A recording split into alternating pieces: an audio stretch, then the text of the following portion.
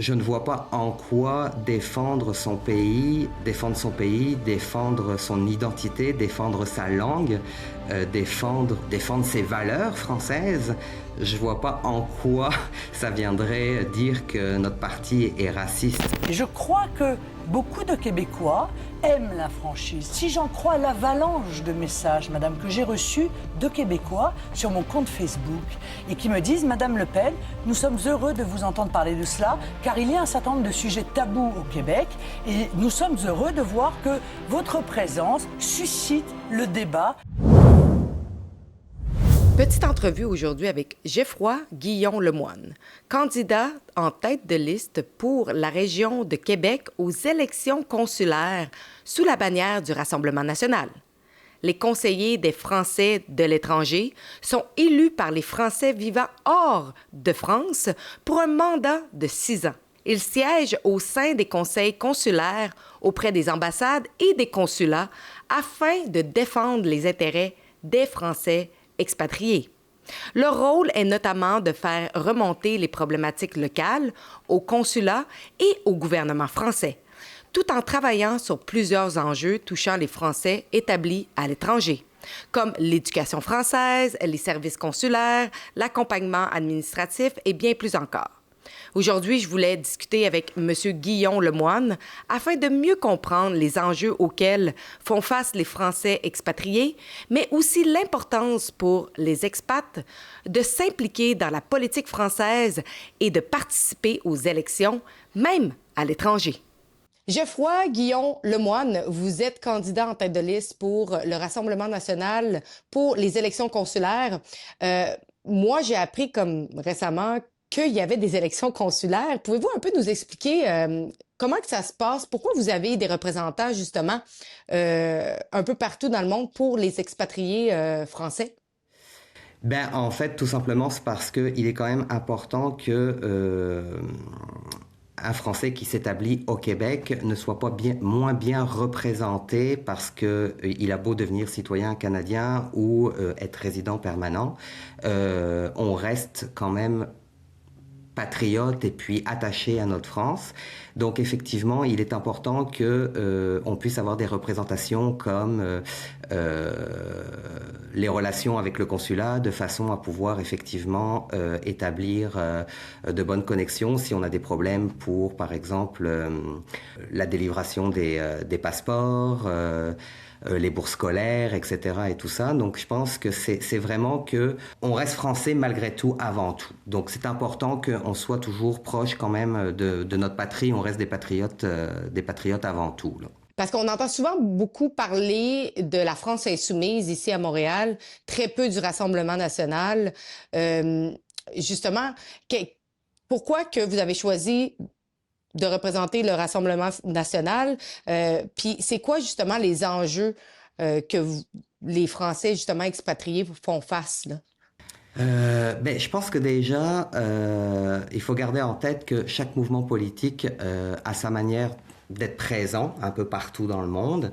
C'est sûr que pendant longtemps, on a plus entendu parler de tout ce qui était le LFI, la gauche, etc., parce que ça reste quand même une idéologie souvent universitaire, puis ça se rapproche énormément aussi, quand on est expatrié, de tout ce qui est Québec solidaire. Donc automatiquement, la communication passe nettement mieux. Puis effectivement, le parti du Rassemblement national n'était pas vraiment présent, tout simplement parce que on n'était pas visible finalement au consulaire. Là, on reste quand même sur une position où c'est quand même assez historique parce qu'on a quand même réussi à monter 25 listes en tout, partout dans le monde.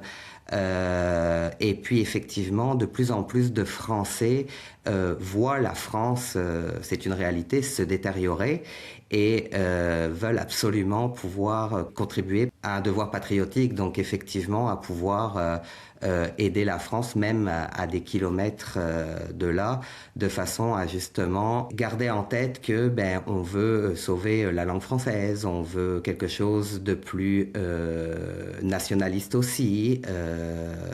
C'est des choses qui sont quand même relativement importantes pour beaucoup de Français maintenant qui sont expatriés.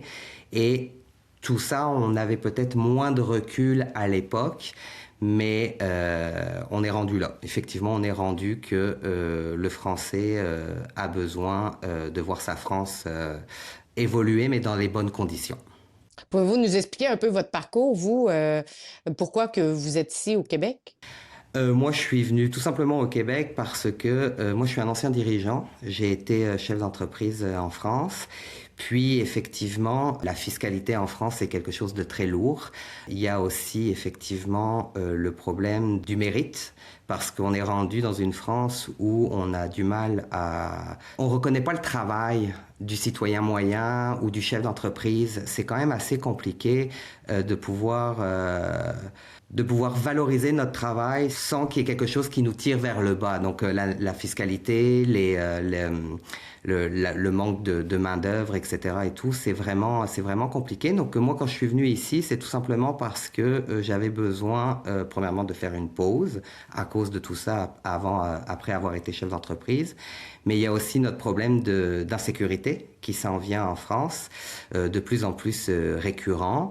Je pense que beaucoup de familles ici françaises qui ont décidé de s'expatrier, c'est parce qu'ils cherchent le meilleur pour leurs enfants.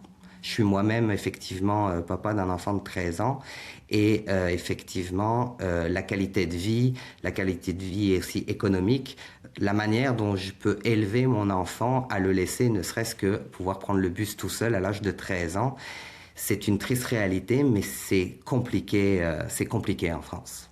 Justement, les mêmes problèmes que vous avez vus en France, vous les voyez pas arriver à grands pas ici au Québec? Même qui sont déjà là, parce qu'on a aussi des problèmes avec, au niveau fiscalité, les gens essayaient de créer des business, puis sont tirés vers le bas également, l'insécurité qui est en train d'arriver, peut-être moins dans la région de Québec, mais quand même à Montréal, c'est une réalité. Est-ce que vous voyez, vous? Ben, effectivement, moi, je suis arrivé il y a 12 ans, puis je n'ai fait que Québec. Donc, c'est sûr qu'à Québec, j'ai peut-être moins de recul qu'à Montréal. C'est sûr qu'effectivement, je vois qu'il y a une pénurie, entre guillemets, de main-d'œuvre qui est arrivée qu'il n'y avait pas il y a quelques années. Mais je dirais que je trouve pas qu'à Québec, on soit encore autant... Oui, c'est une réalité. Je pense que si effectivement on met pas un frein sur certaines choses, effectivement, il se pourrait que Québec ressemble à la France dans quelques années. Ça, c'est une réalité. Mais justement, je pense que c'est important que des personnes comme moi, qui suis tête de liste pour le Rassemblement national, puissent porter justement le fait que on a des problématiques en France, puis indirectement, notre politique va venir automatiquement aider effectivement la problématique qui peut arriver au Québec. Je ne sais pas si vous voyez un peu le rapprochement que je fais, mais c'est sûr que je ne peux pas m'avancer au point de dire que ça devient problématique exactement comme ce qui peut se passer en France, mais effectivement, si effectivement il n'y a rien de fait et qu'effectivement il n'y a pas des mouvements un peu nationalistes ou souverainistes comme le Rassemblement national qui prennent le dessus, effectivement ça peut devenir un problème dans le futur. Justement, on voit, il y a beaucoup d'expatriés de France un peu partout dans le monde. C'est quoi la raison principale, d'après vous, qui crée ce phénomène-là où ce que les Français veulent plus rester en France? Vous en avez parlé un petit peu, mais est-ce qu'il y a d'autres choses que ce que vous avez évoqué? Je pense que le problème numéro un, c'est la perte d'autorité de l'État. Ça, c'est une réalité. On a vraiment une perte à ce niveau-là. Donc, ça crée effectivement de l'insécurité, même de l'inconfort pour le Français. Puis, je pense que c'est triste de vivre avec une inquiétude ou un inconfort dans le quotidien. Et puis, encore une fois, je pense que ce qui va venir vraiment mettre en avant le fait que les Français décident de quitter la France, c'est, comme beaucoup, c'est effectivement le fait de pouvoir élever ses enfants dans de meilleures conditions. Ça, c'est certain. Ça devient vraiment problématique à ce niveau-là. Ouais. Pourquoi c'est important pour les Français, justement, de rester connectés avec la politique de son pays d'origine, puis de contribuer, en fait, de participer dans une certaine manière, là?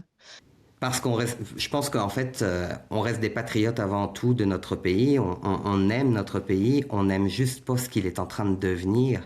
Mais il est quand même rendu important de pouvoir rester connecté à la politique française, parce qu'en plus, Ce qui est aussi très important de savoir, c'est que quand on est élu conseiller consulaire, c'est qu'on devient automatiquement grands électeurs pour élire les 12 sénateurs, pour les sénatoriales. Donc automatiquement, on a besoin d'une représentation sénatoriale de notre parti aussi, parce que indirectement, il faut que la voix soit entendue, parce que ça va déboucher automatiquement sur des choses qui deviennent, même si c'est un mandat local, ça se transforme en des informations que l'on va transmettre plus à l'échelon aussi national, puis c'est comme ça qu'on va faire avancer les choses. Puis je pense qu'il y a quelque chose qu'on oublie, c'est que même si on est expatrié pendant 5, 6, 7 ou 8 ans, rien nous dit qu'on ne retournera pas un jour en France. Donc, est-ce qu'on a vraiment envie un jour de revenir en France, puis de se dire que notre pays a été abîmé, et puis que finalement, en étant loin, on n'a rien fait pour justement conserver un bel état de la France, là. Il y a beaucoup de chances que le Rassemblement national gagne la présidentielle en 2027. Donc, c'est bientôt. Comment vous dealez avec essayer de justement approcher les Français expatriés dans la région de Québec? Comment vous faites? Parce que je pense pas que vous allez sur les médias. Comment vous faites pour justement faire votre campagne électorale? C'est sûr que les consulaires, c'est difficile de faire une campagne de terrain, parce que bien évidemment, comparativement à d'autres élections en France où on peut aller frapper à une porte et qu'on est sûr de tomber sur un Français, là c'est un peu plus difficile. Donc effectivement, on reçoit ce qu'on appelle une liste électorale consulaire. Donc les Français se sont inscrits sur cette liste-là. Donc ce qui s'appelle la LEC, en version un peu plus réduite. Donc là, finalement, moi, dans mon cas, j'ai fait faire des mailings aux 22 000 Français qui se trouvent dans la circonscription de Québec. Et oui, c'est quand même pas mal. Donc j'ai envoyé ça. Donc ça me permet aussi de pouvoir envoyer les informations de la délégation des Français de l'étranger du Rassemblement national. Donc des mots comme Marine Le Pen ou Jordan Bardella, qui incitent effectivement à aller voter, justement en expliquant toutes les choses qui sont essentielles à devoir aller voter, parce qu'effectivement, on a besoin d'élus qui représentent les Français à l'étranger. Donc la campagne, en fait, s'est fait beaucoup sur les réseaux sociaux, effectivement par forme de mailing, des mails personnalisés.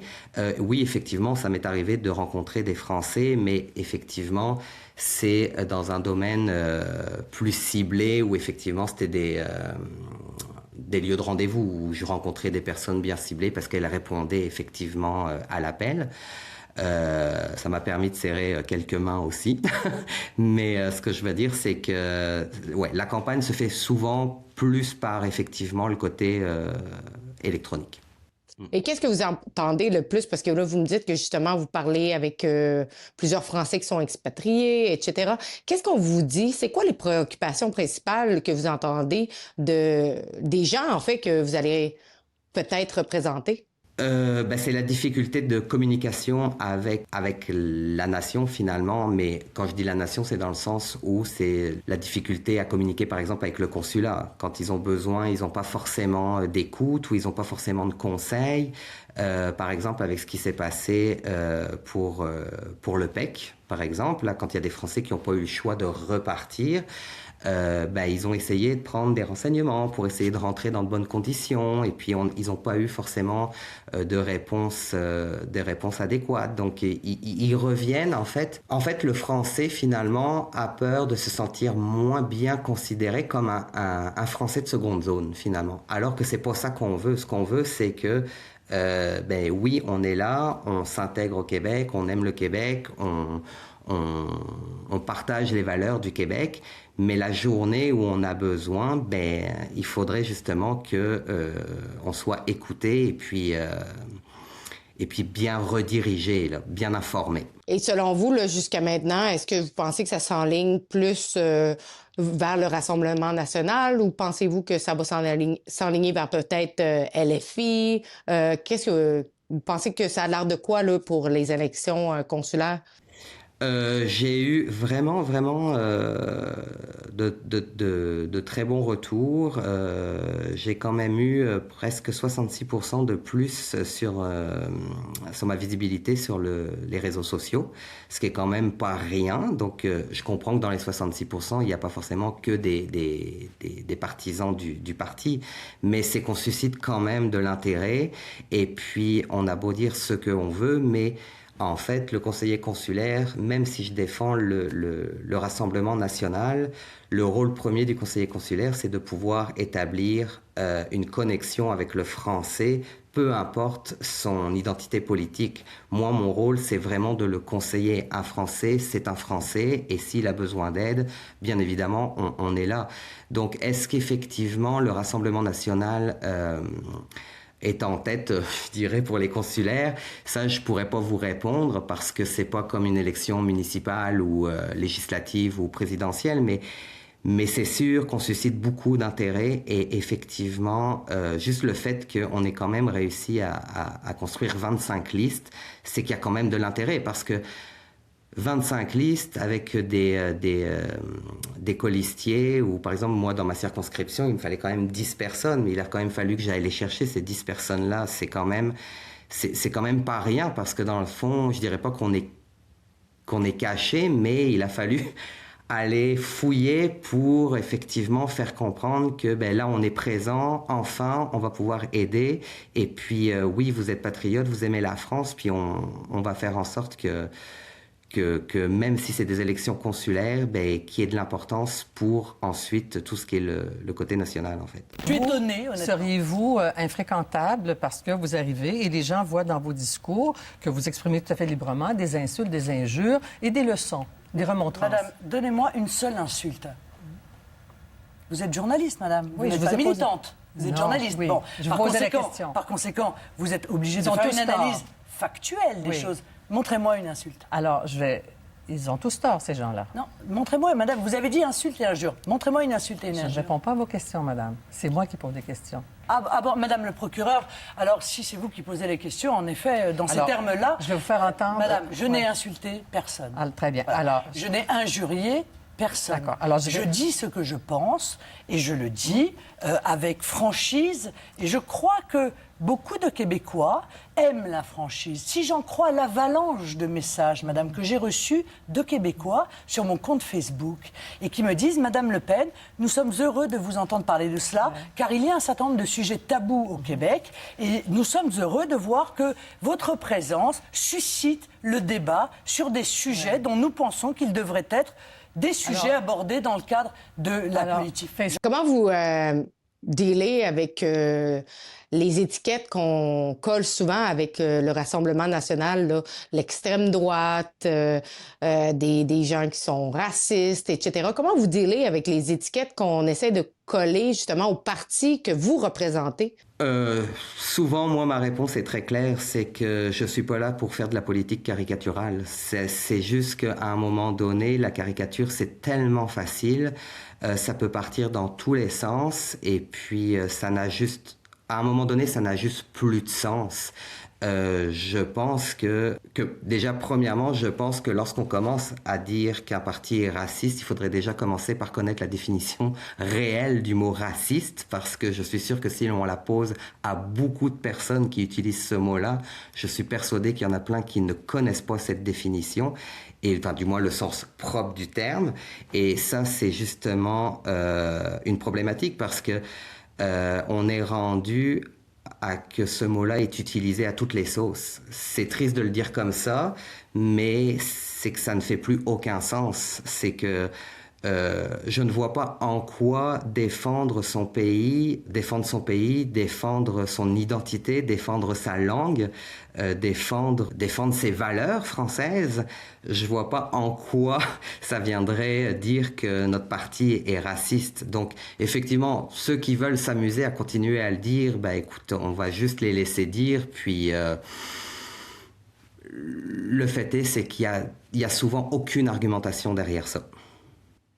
Et dernier mot pour vous, pour justement parler aux Français expatriés qui sont dans votre comté que vous représentez. Qu'est-ce que vous auriez à leur dire?